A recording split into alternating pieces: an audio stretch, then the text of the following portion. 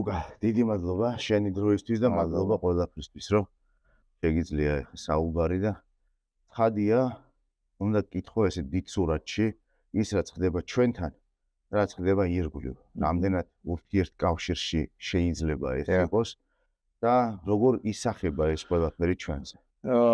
რა თქმა უნდა, პირდაპირ კავშირშია ეს ყველასთვის ცხადია, რომ ის რაც ხდება უკრაინაში, კავშირშია საქართველოსთან, ის რაც ხდება საქართველოში, კავშირშია სამხრეთ კავკასიასთან, ეს ურთიერთგადაბმულია, ბუნებრივია და ცხადია, როგორც განვითარდება, იმისთან მიხედვით აისახება როგორც ინდივიდუალური ქვეყნების, ისე რეგიონული განვითარების საბოლოო სურათზე და გეოპოლიტიკაზე. ახლა დიდი ბრძოლა მიდის, ბუნებრივია, რუსეთი ცდილობს, რომ არ დაკარგოს თავისი გავლენები კავკასიაში, არ დაკარგოს თავისი გავლენები იგივე უკრაინაში, მის სამეზობლოში და ამიტომაც იბრძვის ასეთი თავგამეტებით, რომ არ დაუშვას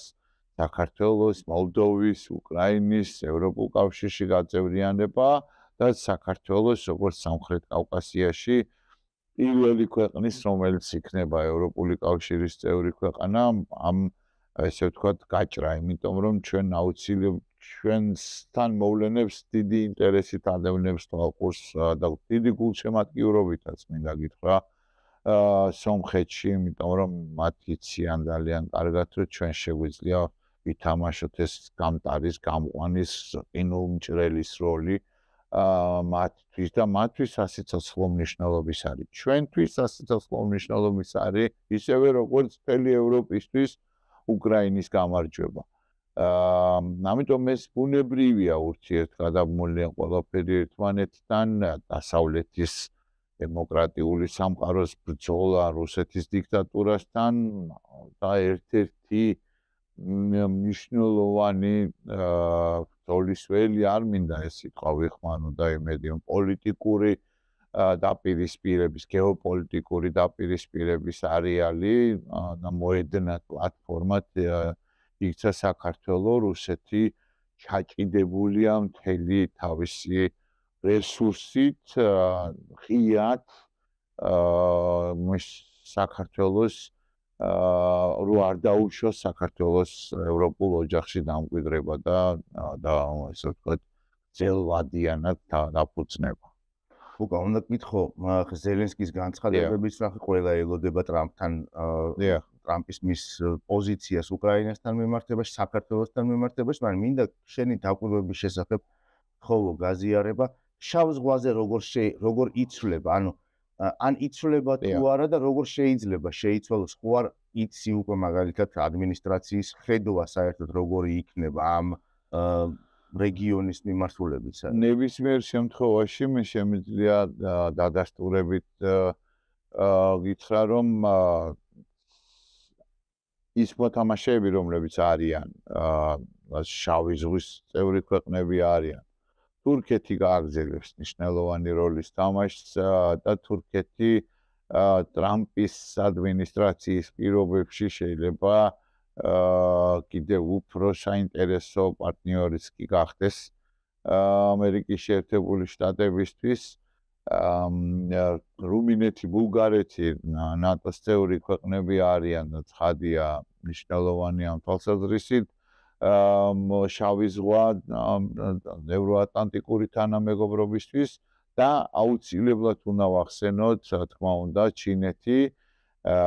ჩინეთის მცდელობა რომ შემოვიდეს როგორც ახალი, ესე ვთქვათ, მნიშვნელოვანი მოთამაშე, მეწილე შავი ზღვის რეგიონში და უშუალოდ შავ ზღვაზე დარწმუნებული ვარ, რომ აღკვეთილი იქნება ამერიკის შეერთებული შტატების ახალი ადმინისტრაციის მხრიდან, იმიტომ რომ დონალდ ტრამპისთვის ერთ-ერთი კი არა, მთავარი გამოწვევა რეალურად არის ჩინეთის მოთოკვა, ჩინეთის დაბალანსება და ამერიკის შეერთებული შტატების სახელმწიფო სტატუსის გამკვიდრება და ის ყოველთვის ხაზს უსვამდა იმას, რომ ჩინეთი ინფრასტრუქტურულ პროექტებზე გლობალურად ხარჯავს ბევრად მეტ თანხებს, ვიდრე ამერიკის შეერთებული შტატები და ამით იღებს უპირატესობას, ამიტომ რუსეთის მდგომარეობა როგორი იქნება ესეც საკითხავია, არ მაქვს ილუზია, რომ რაღაცა ხვალზე მიუხედავად ჩემი დიდი სურვილისა. დიდი კატაკლიზმები მოხდება მოსკოვში, კრემლში და უშუალოდ რუსეთში, მაგრამ საქართველოს და უკრაინას შავი ზღვის კუთხით მაინც ექნებათ მნიშვნელოვანი როლი და მნიშვნელოვანი ადგილი და კიდევ ერთხელ ვიმეორებ, ჩინეთთან კონტექსტში საქართველო აუცილებლად მოხდება დონალდ ტრამპის ყურადღების ცენტრში და ეს ზუსტად დაკავშირებული იქნება შავ ზღვასთან უშუალოდ და ანაკლიასთან. აი კიდევ ერთი კითხვა მინდა შავ ზღვასთან დაკავშირებით დავსვა რუმინეთის საპრეზიდენტო არჩევნები და იქ ჩარევის მცდელობა, კი არა და ჩარევა პირდაპირ მე მგონი ეს უკვე დადასტურებული დოკუმენტაცია გამოვიდა, გასაჯაროვდა ჩვენთან ჩარევის მცდელობა ან ჩარევა ან ჩარევის მცდელობა როგორც იქნება ყოველ შემთხვევაში ამაზე რაიმე საიდუმლო დოკუმენტის შესახებ მე არ მსმენია ჯერ, მაგრამ სავარაუდოდ რაღაცა იქნება ბულგარეთის როლიც. ანუ ეს არის რუსეთის როგორ შევაფასოთ, ეს არის რუსეთის ბოლო გაფართხალება ამ მცდელობა იმისი ან მორიგი მცდელობა რომ კონტროლი დაამყაროს შავ ზღვაზე და ისევ მისი სამფლობელო იყოს თუ რასთან. მე ვისურვებდი რომ რა თქმა უნდა ამას ბოლო გაფართხალება ერთგვარს არ არის ასე მარტივი რომ რუსეთი ამ მცდელობებს ამ გავლენების შესუსტებას ესე მარტივად არასდროს შეებუება და შეეპუება. შეგახსენებ მონტენეგროს ისტორიას, როდესაც მონტენეგროზე უკვე გადაწყვეტილება იყო მიღებული რომ ნატოს წევრი სახელმწიფო ხდებოდა და გადატრიალების მცდელობის უკან იდგა უშუალოდ მაშინდელი დაზვერვის სამსახურის უფროსი პატრუშევი, ყველაზე გავლენიანი ჩეკისტი იმ დროისთვის რუსეთის იერარქიაში, კრემლის იერარქიაში. რუსეთი არასდროს არ სანამ იარსებებს მისი იმპერიული ეს აზროვნება არასდროს არ მიცემს მას იმის საშუალებას, რომ ესე მარტივად გაუშვას ხელი, თუნდაც იგივე ბულგარეთში, თუნდაც იგივე რუმინეთში. ხო, ერთი შეხედვით რუმინეთში რეალურად 20 წელიწადია ნატოა, ევროპული კავშირია, ხო, უკვე სრულფასოვანი წევრია დიდი ხანია, მაგრამ აი ეხლა ეს ოპერაცია, მართლა კიდევ ერთი სპეცოპერაცია არჩევნებში ჩარევის ძალიან მკაფიოდ, ძალიან ათლად, ძალიან ცხადად გამოჩნდა უამრავი მტკიცებულებები. რატომ? იმიტომ რომ ამ შავი ზღვის რეგიონში გავლენის იგივე ევროპულ კავშირში, იგივე ნატოში კიდევ ერთი დროასცენის გაჩენის სურვილი, გეგმა და მიზანი ეს ყოველთვის სანამ რუსეთი იარსებებს, სანამ ამ გეოგრაფიით და ამ კონფიგურაციით იარსებებს, ის მუდმივად იმუშავებს ამ მიმართულებით, თუ ისი არ დასუსტდა, რომ კოლაფსის პირას მივიდა ეკონომიკური თვალსაზრისით. იგივე ბულგარეთთან დაკავშირებითაც. ბულგარეთთან მიმართებითაც ფესვები ბულგარეთში გაცილებით კიდევ უფრო სერიოზულად ჰქონდათ გადმული, ვიდრე იგივე რუმინეთში. ამიტომ ეს სულ დარტყმის სამიზნე იქნებიან რაღაცა ეტაპებზე და რაღაცა პერიოდულობით ბულგარეთშიც ხო, სულ რაღაცა იქ ძალთა ბალანსი არის უბრალოდ ხელისუფლებების, თორემ პრორუსი პრეზიდენტი ან რაღაც პრორუსი სარახვეო ძალები პარლამენტში და ასე შემდეგ. ეს ბრძოლა სულ იქნება.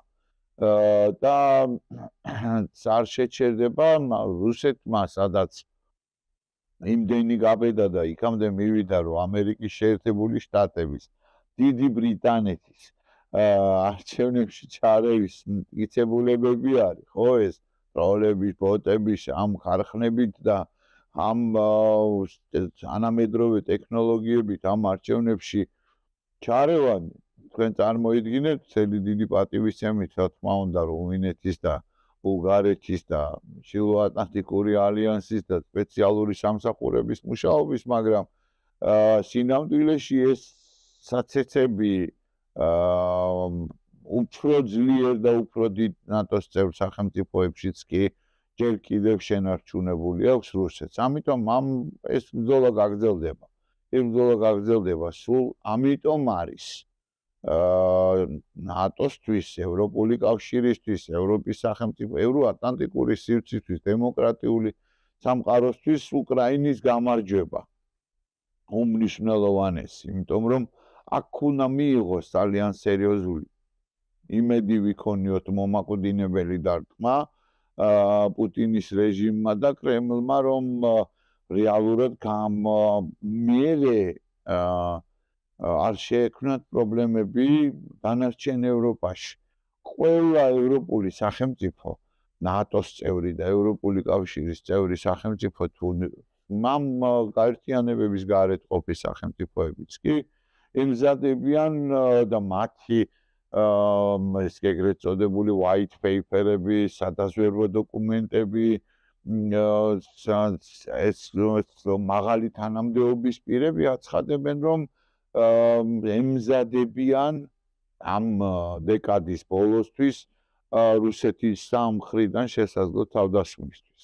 და ეხლა მთელი აქცენტი ევროპულ კავშირში წავა იმაზე, რომ პრიორიტეტი იყოს თავდაცვა ცალკე პორტფელი შეიქმნა ევროკომისრის, რომელსაც კუბილიუსი ხელმძღვანელობს ამ თანამდებობაზე დამტკიცდა, რომ გაძლიერდეს ევროპული კავშირის თავდაცვა.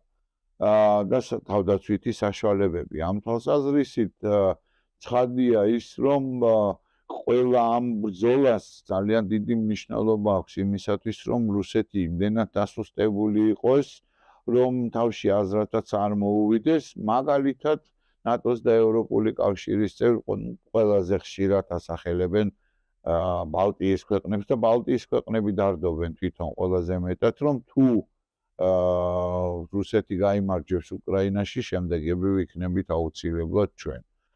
ფინეთი, შვედეთი, ასეთი ძლიერი სახელმწიფოები, როგორი გამალებით ემზადებიან და როგორ დაუყოვნებლივ მიიღეს და როგორ დაუყოვნებლივ შეიცვალა საზოგადოებრივი აზრი ნატოში გაწევრიანებასთან დაკავშირებით. გაორმაგდა ორივე ქვეყანაში, როგორც კი სრულმასშტაბიანი აგრესიის განხორციელება დაიწყო რუსეთმა. ამიტომ ეს გეოპოლიტიკური ბრძოლა არ დასრულდება, ვიდრე არ დამარცხდება და ვიდრე არ დამკვიდრდება, ესეც უნდა ვთქვა. გიორგი, რომ არ გაჯდება ევროპელ პოლიტიკოსებში და ლიდერებში, რომ ფრაზა იმდენი ხანი, რამდენი ხანიც დაჭირდება და იმდენით, რამდენიც დაჭირდება, მაგივრად უნდა შეიცვალოს, ამას სულ რამდენიმე ლიდერი ამბობს. რომ ვიდრე უკრაინა არ დაამარცხებს რუსეთს, ვიდრე რუსეთი არ დამარცხდება. აი ამ ფსიქოლოგიური გარდატეხა მაინც მომხდარი არ არჩევ. და ამიტომ მათ ძალიან მნიშვნელოვანია, რომ ჩვენ აი ამ ქოლგის ეკონომიკური, პოლიტიკური და სამხედრო ქოლგის ქვეშ აღმოჩნდეთ დროულად და სწრაფად. კიდე ერთი ბოლო კითხვა დაგისვა ისევ შავ ზღვასთან დაკავშირებით, აი ამ რეგიონს სტრატეგიული დოკუმენტები აღნიშნე, რა როლი ჰქონდა და რა როლი აქვს ახლა? ანუ რუმინეთი არ იყო შემთხვევით შერჩეული, ნატოს უზარმაზარი ბაზა შენდება, აგეთ საწინააღმდეგო სისტემები განლაგდა პირველი მანდ და ნუ ასე შემდეგ. აი მინდა რომ რაღაცა დასკვნის სახით შევაჯამოთ რა მიმართულებით, რომ რა როლი ჰქონდა და ახლა რა როლი ენიჭება შავ ზღვას. იქნება ჩვენი ხსნაც ამ მიმართულებით იყოს და საგრძნობლად გაიზარდა. საგრძნობლად გაიზარდა ბოლო 10 წლის განმავლობაში. 2014 წელს ომის დაწყებიდან და უკრაინაში რუსეთის შეჭრიდან, ყირიმის ანექსიიდან მოყოლებული დღემდე დამოკიდებულება და მნიშვნელობა უშუალოდ შავი ზღვის საგრძნობლად გაიზარდა ფაქტია. ცხადია, ხო? და ახლა აქ არის ერთი ფაქტორი მე ვახსენე და ახლა ისევ გავიმეორებ, რომ თურქეთი თავის როლს თამაშობს. სერიოზულ როლს თამაშობს და თავის თამაშს თამაშობს. თურქეთსაც შეიძლება მაინც და მაინც დიდი აღტოვანებით არ ხვდებოდეს იმას, რომ ეს იყოს ნატოსა და რუსეთს შორის რაღაცა დაპირისპირების. მას სურვილი ისტორიული მემკვიდრეობით იმის სურვილი აქვს, რომ რეალურად ის იყოს აქ თავარი მოთამაშე, კი ბატონო ნატოს წევრი, იყოს კი ბატონო სხვების ნატოს წევრები და ნატოს და ევროპული კავშირის წევრები, მაგრამ მან უნდა დაასუსტოს და ის უნდა დომინირებდეს შავ ზღვაში. ამიტომ ამერიკის შეერთებული შტატების ინტერესი კი იზრდება, სტრატეგიული დოკუმენტები კი მიიღება, მაგრამ კიდევ ერთხელ უნდა დაუბრუნდი ამას. შუადერეფნის გეოგრაფიის გათვალისწინებით, ჩინეთის ინტერესების ზრდის გათვალისწინებით. აქ შავ ზღვაში უფრო მეტად სტრატეგიული ხდება ამერიკის შეერთებული შტატებისთვის პირველ რიგში და უმთავრესად მყარად დადგომა, დროშის ჩარჭობა. ცხადია, ამერიკის შეერთებული შტატები